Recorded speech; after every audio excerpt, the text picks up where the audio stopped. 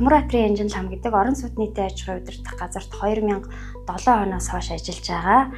Шинжилгээ ухааны технологийн их сургуулийг эрчим хүчний инженерийн сургууль төгсөөл энэ байгууллагад ажлын гараагаа эхлээд энэ байгууллагатай 19 дэх жилдээ ажиллаж байна. Манай байгууллага бол Улаанбаатар хотод 1947 оноос хойш үйл ажиллагаагаа явуулж байгаа инженер хангамжийн байгууллагын хамгийн том байгууллага.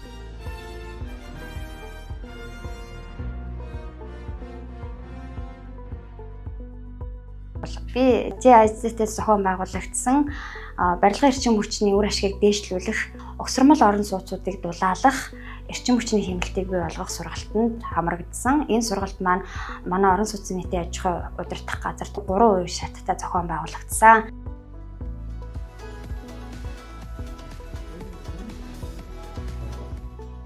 Энэ сургалтын хүрээнд онцлог сургалтууд гэвэл би үе хоорондын ялгаа хэлнэ. Үе хоорондын ялгаа гэдэг нь манай байгууллага 22 салбартаа 2000 гаруй ажилтнтай ийм том харилцаан дээр үндэслэсэн үйлчилгээний байгууллага байгаа юм. Тэгэхээр бидний үйлчилгээнд ийм үе хоорондын ялгаа гэдэг дээр 70-80 2000 оноос хойш ажилчдын ажлын онцлог, ямар суралцах хандлага нь, ажил хийх хандлага нь, технологийн дэвшлиг ажил дээр ашиглах боломж нь ямар гэдэг ингээд олон судлагддаг жишээ ийм гой сургалтыг олж авсан гэж бодож байгаа. Энэ сургалтын яг энэ сэдвээр би бол орон сууц нийтийн аж ахуйн удирдах газрын дотоод хяналтын эхэлсэн хяналтын инженер хийдэг, салбар төвүүд дээр хяншилгалтын ажлууд хийдэг. Ингээд явж байхад инженер техникийн ажилчид удирдлагуудтай харьцаад яг энэ харилцааны энэ сургалтын үр дүн надад нөлөөлж байгаа гэж би үзэж байгаа.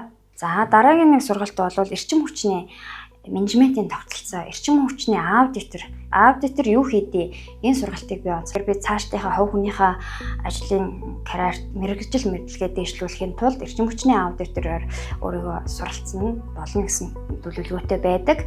Тэгэхээр яг миний зорилтонд энэ бол нийцсэн эрчим хүчний аудитор хүн юу хийдээ, ямар ёс зүйн дүрэн баримталтай ингээд одоо орчин үе Германы технологи, Японоос заасан тэр инженеруудын гадны өндөр хөгжилтэй орнуудад ажиллаж байгаа инженер техникийн ажилчдын туршлагыг судалсан, мэдлэгчсэн сургалт байсан гэж би бодож байна.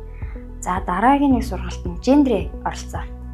Олон улсын байгууллагын төслийн хүрээнд бол заавал гендер байдгийн байна, гендрийн харилцааг зохицуулдаг юм байна гэдгийг би ойлгосон. Энэ ч гэсэн манай байгууллагад хэрэгжих ёстой юм байна. Бид нар бол 2000 гаруй ажилтнтай, энэний 1500 гаруй эрэгтэй ажилчид байгаа. Харин удирдлага, захиргааны ажилчид бол эмэгтэй ажилчид зонголж ажилладаг.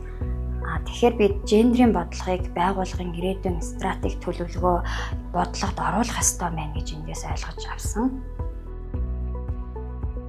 Эрчим хүчний хэмнэлт гэдэг маань цаашлаад манай улс орны дэлхийн өмнө хүлээс үүрэг байгаа тий. Тэрүүнд хүртэл оролцох юм байна. Энэ маш чухал үүрэгтэй ажил гэдгийг би ойлгож байгаа. Тэгэхээр одоо яг энэ чиглэлээр бас нэлээд судлах сонирхолтой байгаа. The project is funded by the Mitigation Action Facility on behalf of the governments of Germany and the United Kingdom, the Ministry of Urban Development, Construction and Housing of Mongolia, and the municipality of Ulaanbaatar, and implemented by GIZ Mongolia.